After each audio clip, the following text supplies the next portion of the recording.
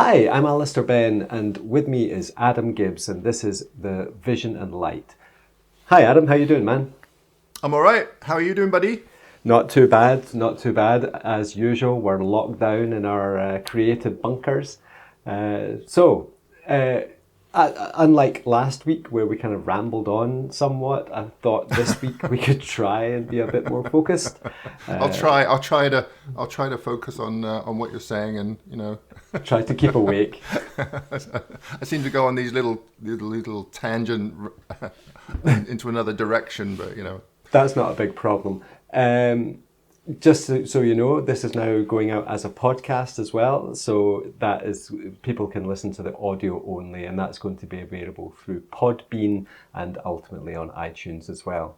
So, cracking on with this, what I want to talk to you about today, or what I'd like to talk about generally, is our approaches in the field and when we're going out trying to be creative. So, typically, if you were out on your own and you were just going out with your camera bag into the landscape, how does that sort of approach go? Just in a sort of typical scenario.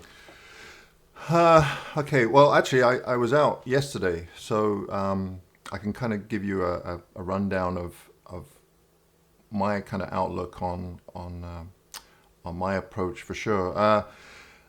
Generally speaking, I go out because first of all, I just want to get out of the house, which is a huge motivator. And but I try to go out without any kind of preconceptions whatsoever. Now, yesterday I went to a new area that I'd never been to before. And obviously the first thing I'm going to do is just go and check out some images of that area just to see if it might be worthwhile or not. But even when you look at images online, it's not really a great indicator of whether it's a worthwhile location or not. But I just want to get a general idea, and then I just go out, and for me, just wandering around and just looking, just observing, pretty much. And I find that most definitely, if I go to an area repeatedly and just keep observing, then my photography from that area improves over time for sure. The problem with that obviously is that if we're going to an area that's a long way away, then that's probably not going to work. But Right. I mean, even locally here, it's just recently I found an area. It's like a 10-minute drive. It's called Little Mountain, Right. and it's just a little peak that is out of town. There's houses on top and a cell phone tower. But in the right conditions, it can be absolutely just stunning up there. So, Yeah, I saw some of your photos from there the other day. yeah, I mean, that's just from a couple of trips. And so what I'm usually looking for is just nuances in light, unusual lighting conditions. I don't generally look for a specific subject. I just look for the light and what the light is doing on a subject, and then Right. I'll kind of go from there. Like yesterday, I went to it was a waterfall.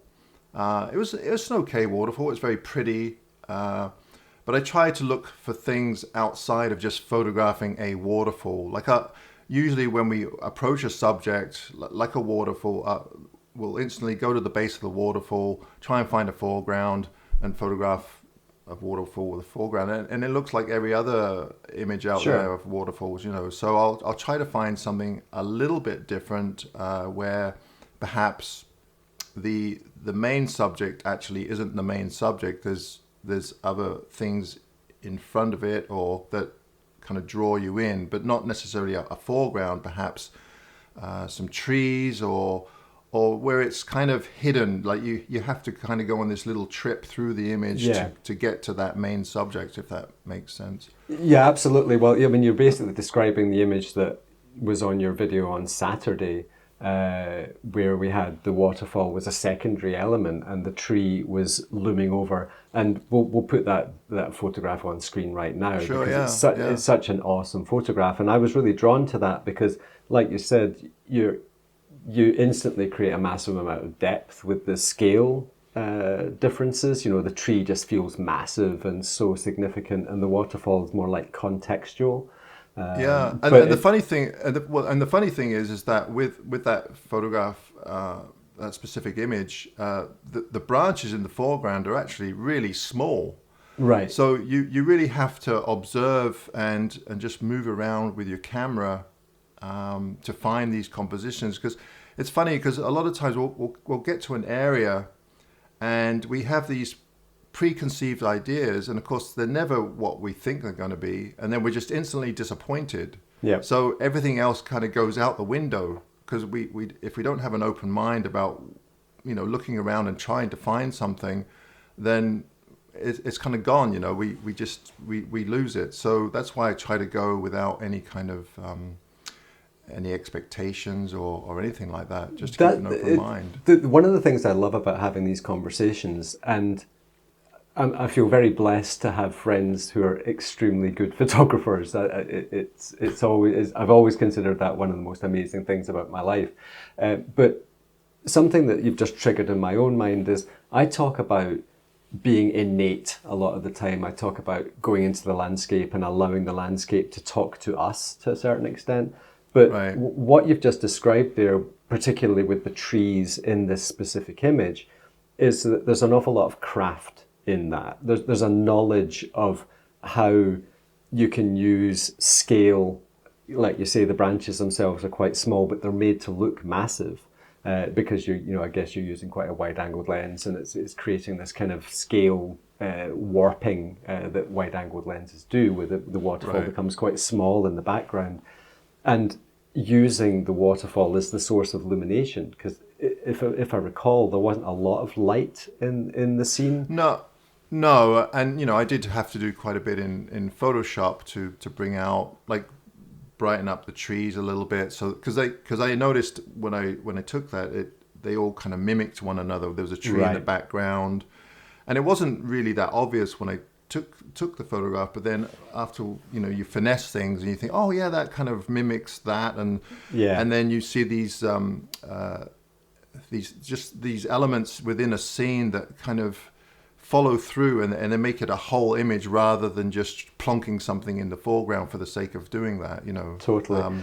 So brightening up those things and just trying to encapsulate the whole, you know, every element in the scene as one image rather than just a main subject and then these random objects that don't really go with the scene.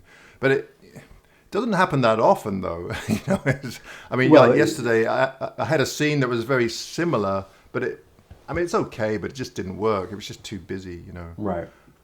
And actually, I'll have that in a video next week, so people can see that one. Well, you know, you're very modest, and I think you kind of downplay how often you do go out into the landscape and find really beautiful things to photograph, and the way you process them. Through your knowledge of how luminosity works and how contrast works.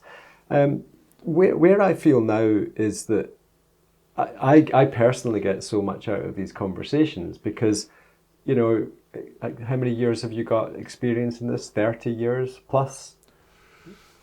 Yeah, getting up there. I mean, it's just, it boggles the mind. But yeah, because I remember used to see guys like Art Wolf and think, oh God, he's been doing it for so long, you know. But you know, he's doing it twice as long as I have. You know, so, but you know, so yeah. 30 years now. Because what I'm interested in trying to do is to try and cut through conventions and rules and sort of saying, well, if you go and do this, then you have a good chance of making a successful image.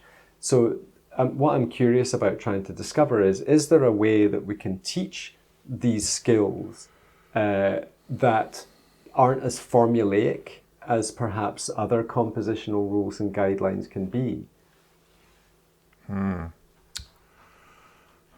Just say no and we can go for a pint. That's a tough one. Because I think a lot of it has also to do with being interested, like genuinely interested in your subject matter as well. I think that plays a huge part. It does for me.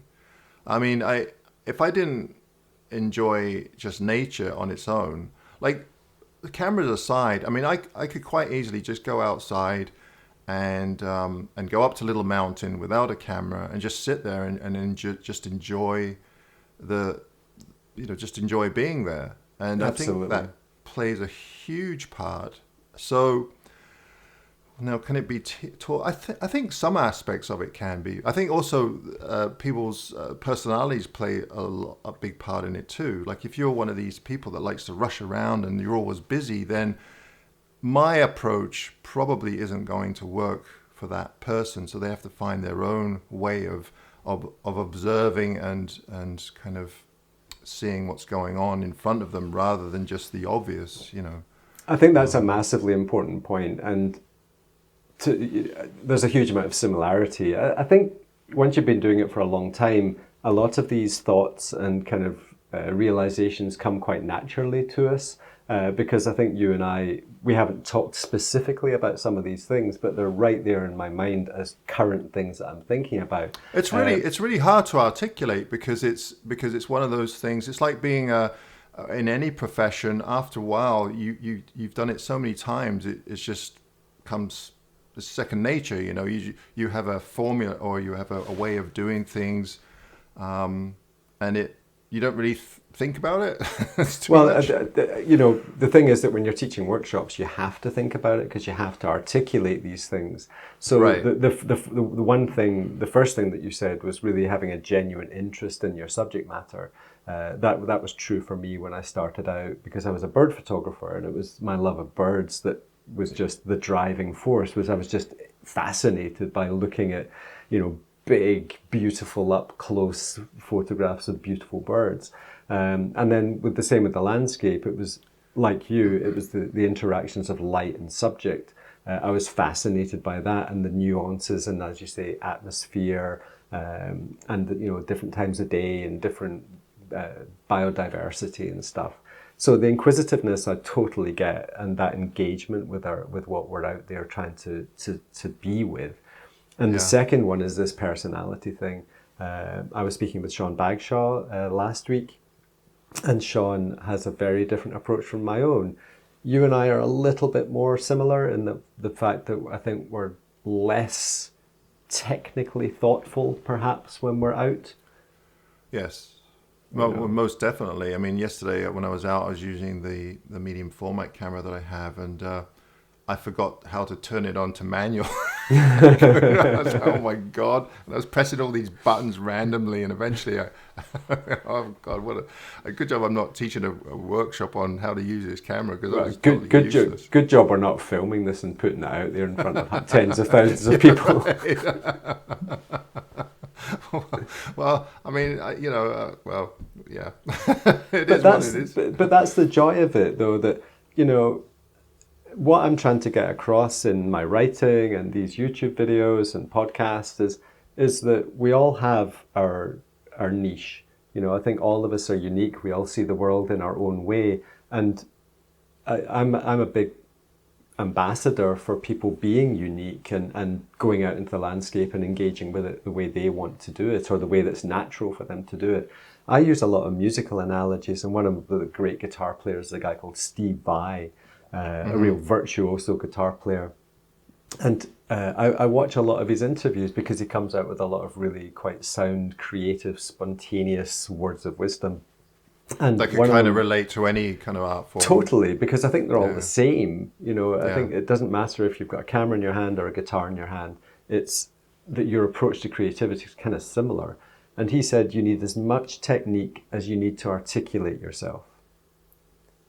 So if you want to articulate our very broad brushstroke, sort of uncomplicated, sort of subtle statements, then you probably need a lot less technique than if you want to make really complex, precise statements. So like forest photography versus long exposure, seascape photography, for example, they're very different in terms of their articulation.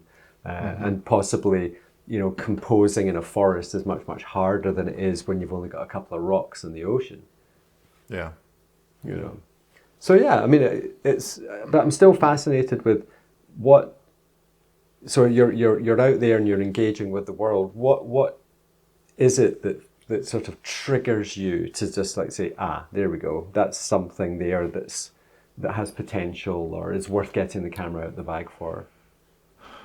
It's usually a juxtaposition of something against something else. So you might have, it's kind of like, I don't know if I'm explaining yin and yang very well, but, you'll often have one object that might be, say, I don't know, you have a round rock. And then all of a sudden you see close to that round rock, this kind of gnarly, twisted tree or snag.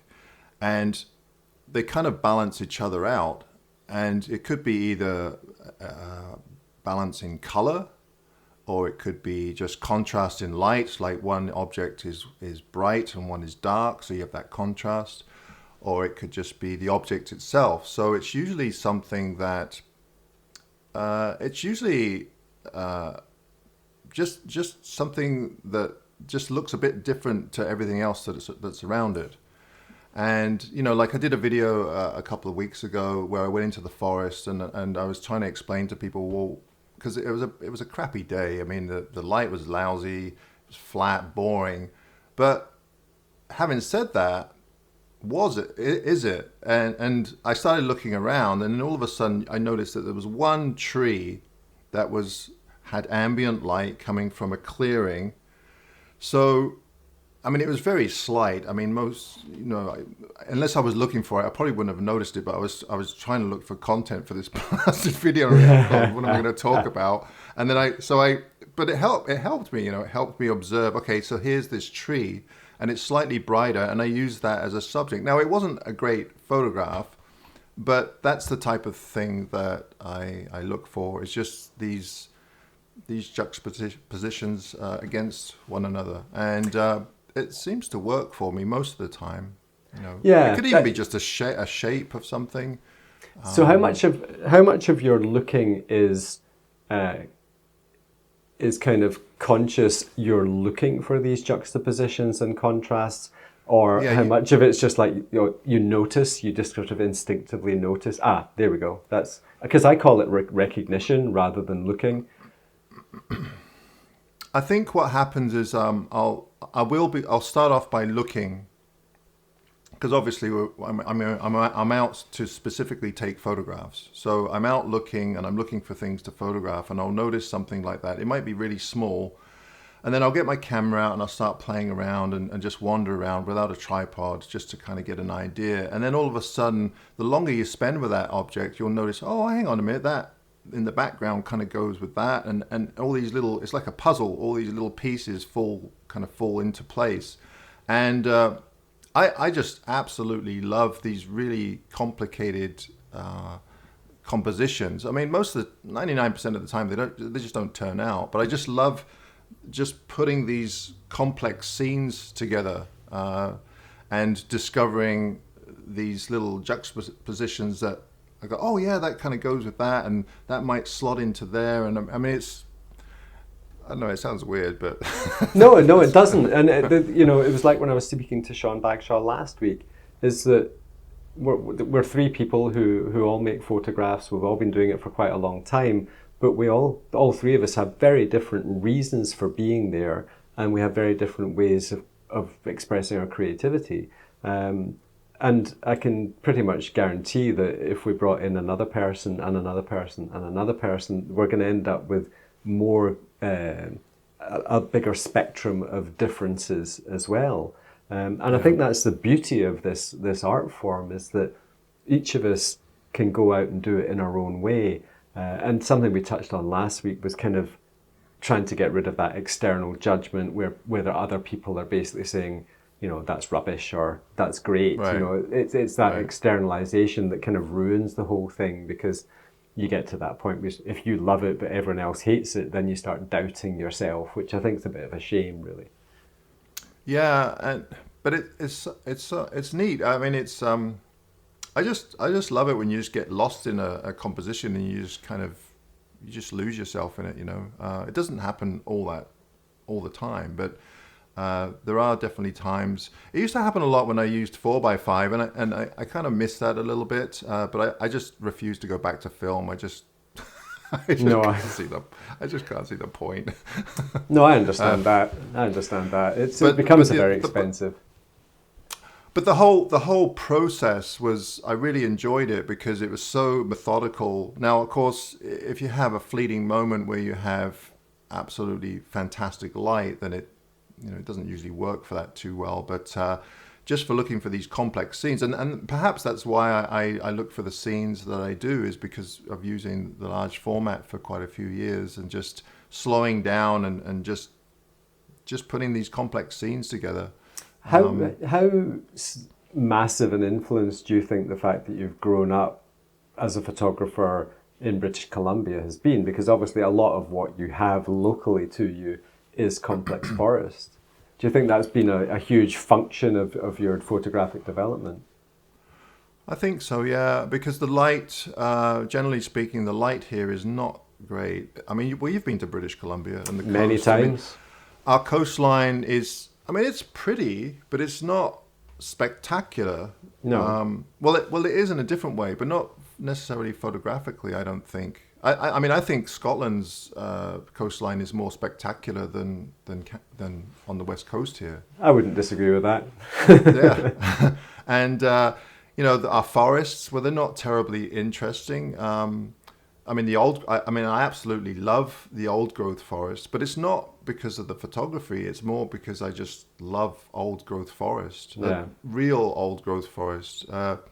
Second growth forest, so uninspiring. I get you. It's not. But they're all conifers. There's no trees here with great character. You go into a woodland in the UK. Especially the Scots pines, the oak forests. It's funny because on my videos, people say, "Oh, you're so lucky to live in Canada," and they're saying this from somewhere in the UK, and I think, man, you got so much great stuff in the UK. It's different, but it you kind of get used to what you have, and you just kind of work with it, This is human nature again. It's we're drawn to stuff that we don't have locally. It's always the same. I think that's what and I think this is where the current situation with the pandemic is we're being forced to stay at home. We're very lucky, and Kristin and I, because we're surrounded by old oak forest in the west of Scotland. So we're surrounded by stunning forests and the ocean, of course. So we're super lucky. But I've seen the same sort of forests in the centre of England, down in Nottinghamshire or down in the New Forest in Hampshire and places like that. There's beautiful things to photograph everywhere. And I think one of the positive outcomes of this pandemic is I think people are going to end up with a newfound appreciation for where they are. And I think I'm going to be writing quite a lot about that in the future for F-Stoppers and on Landscape magazine is to sort of, let's say, well, wait a minute, let's take this moment to reflect on what we might have started to take for granted, that freedom of movement. So, yeah. This is a bit off topic, but even now I'm finding, there's some great spots on Vancouver Island, but I've photographed them all. I've been to all of them many times, and I'm struggling. I'm struggling to find new areas to photograph. Now there are plenty of other areas to go to, but they're really hard to get to, and we're talking days worth of investment in time to get to some of these areas, which I don't mind, but I don't have weeks and weeks of free time just to go exploring different parts of the island. So no. and it's all kind of a muchness. It's all very similar, like tons of conifers, really rugged, low-lying mountains. So it's difficult. Yeah, no, I've been to enough of Vancouver Island to be able to empathise with that. So something that moving forward with the Vision and Light format. Something you and I have talked about doing is to perhaps send each other a raw file or two and to see what it would be like if you processed one of my images and I had a go at one of your images. Sure. So I think maybe for the next one we do of this, we might give that a bash where we try that out. Because I think it might be interesting to see that connection between, well, because obviously if you don't take a photograph, then you don't have that personal relationship with it. So it's almost like looking at it from an external point of view. And it might be curious to see how that influences our judgment of how or what it is we're wanting to articulate with that. Sure, yeah. Yeah, So, I think that'd be kind of interesting. Yeah. So I'll send you a focus stacked exposure blended wide angle. Something I can't do. Yeah. Yeah, a night sky or a star image or something. No, it's a long time since I've made any of those, but certainly, you know, I'd love having these chats, and I think, you know, just to summarize some of the things we've touched on today is inquisitiveness and a natural passion engagement for the landscape is a fundamental part of creativity, because I believe that going into the landscape with a more formulaic kind of image-driven approach may put the emphasis on the product rather than the experience, perhaps. So Yes. I think that's huge. And secondly, something I'm going to be exploring hugely over the coming months and possibly even years is how different personalities, learn, because analytical people versus expressive people have very different approaches to learning. And secondly, the type of images that different personality types may be drawn to. It would be really curious to see if analytical people are more drawn to geometric, ingenious. Perhaps some of your images might trigger some of those sort of craving order. So where do you place yourself in that list there, Alister? I think I'm pretty much 50-50. I think Yeah. I can be very, very analytical, but equally I can just be a complete airhead. Well, it comes naturally to me, that's for sure. But I don't want to lose that childlike passion for being. Yes. It's that I'd love being 53 years old and still kind of childlike. I have a real. I mean, I can get lost in a puddle for an hour, just looking at the way the reflections, or if a couple of raindrops hit it, or water dripping off the forest into a pool. That I can lose myself for an hour or more in a situation like that, and that's childlike fascination, I think. And I think if we let our adult fear drive us too much, then we don't tend to engage in some of the things that we might find fascinating just out of ridicule, fear of ridicule. You know, what are you photographing that for? I remember you and I, when we were in the Gobi together, it was, well, what would Theo do?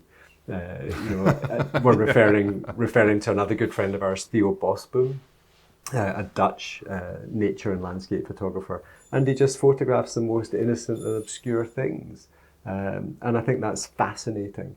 So yeah, I'm thoroughly loving this conversation. I can't wait to our next one, and thanks again, Adam. It's just always a joy to talk to you. Yeah, thanks, Alister. You're welcome. Yeah, well, I look forward to seeing what you're going to send me. Yeah, well, I'm praying that you send me a forest image from British Columbia. I'll send you an image of the Fairy Lake tree. Make it simple for you. Oh, right, It's good. just a tree in the middle of a lake. Yeah, I've got one of those already. All right. Brilliant. Well, thanks again, Adam, and we'll talk again soon. All right, mate. Cheers. Yeah. Bye. Bye.